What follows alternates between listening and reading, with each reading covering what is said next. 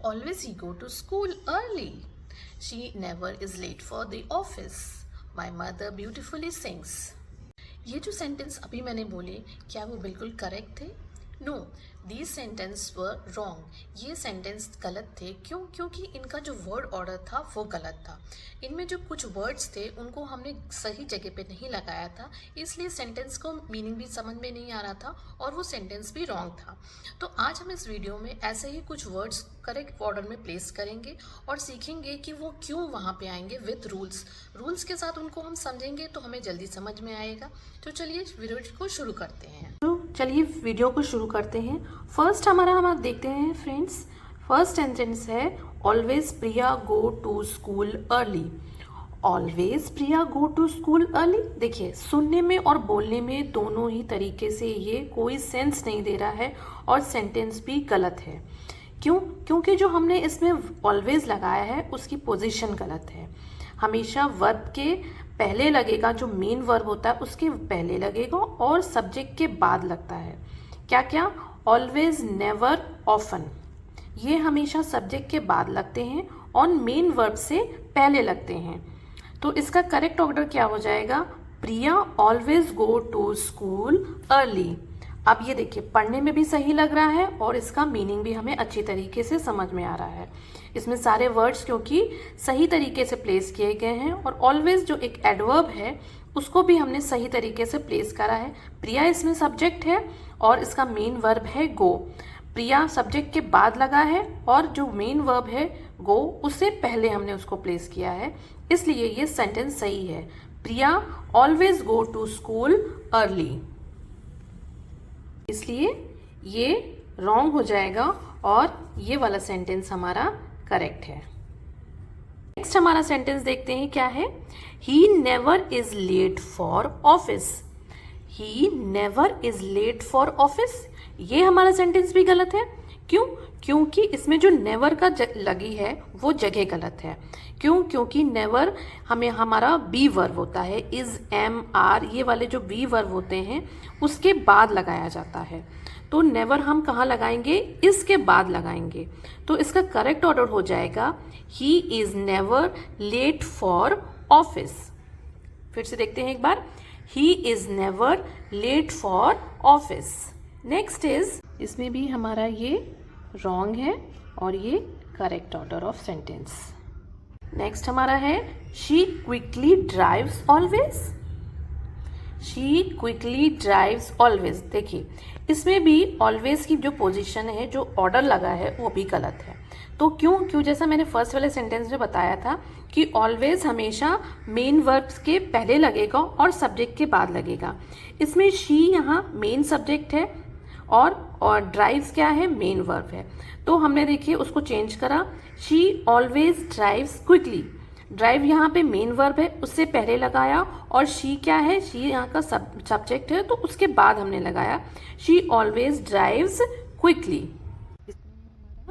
ये रॉन्ग है और ये करेक्ट है। नेक्स्ट हमारा सेंटेंस है to the fish market I go every Saturday. To the fish market I go every Saturday. ये एक नॉर्मल सेंटेंस है। नॉर्मल सेंटेंस का स्ट्रक्चर क्या होता है?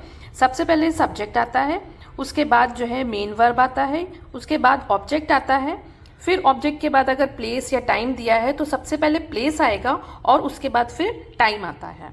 तो यहाँ पे नीचे नॉर्मल सब्जेक्ट में हम कैसे प्लेस करेंगे? जैसे नॉर्मल सेंटेंस होता है उसको कैसे प्लेस करेंगे?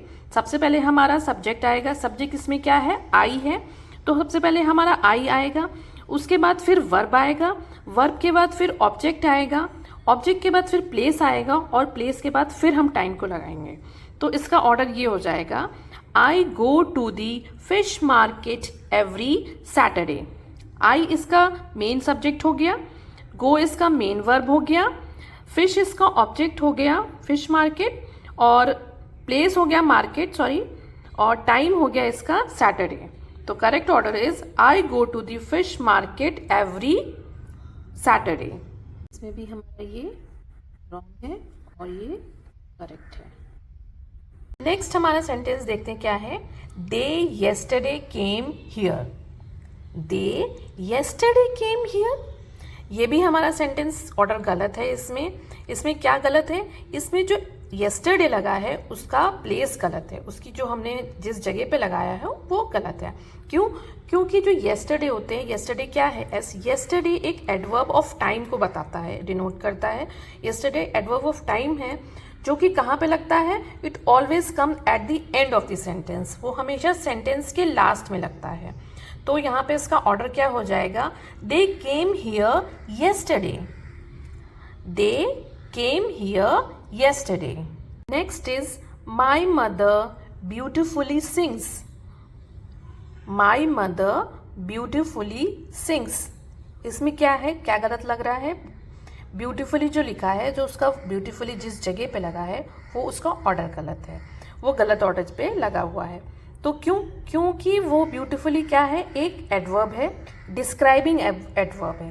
किसी चीज़ को डिस्क्राइब कर रहा है, किसी एक्शन को या फिर किसी चीज़ को डिस्क्राइब करे तो वो उसको एडवर्ब ऑफ डिस्क्राइबिंग बोलते हैं। तो वो गलत लगा है, तो वो हमेशा कहाँ पे लगेगा? वो आफ्टर द मेन वर्ब। जो मेन वर्ब है वो उसके बाद हम उसको लगाएंगे।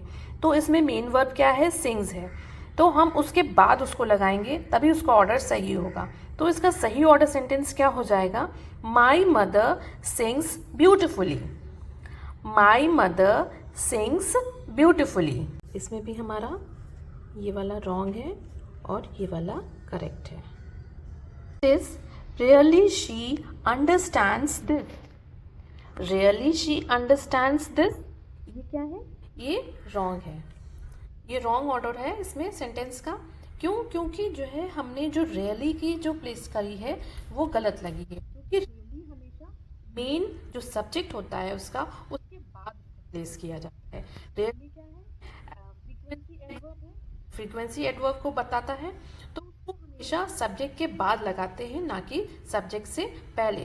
तो ये हो जाएगा इसका order, she really understands this. She really understands this. तो ये हमारा सेंटेंस आई होप ये आपको क्लियर हो गया होगा। फ्रेंड्स, ये वीडियो आपको कैसी लगी तो कमेंट करके ज़रूर बताइएगा। Do like, share and subscribe.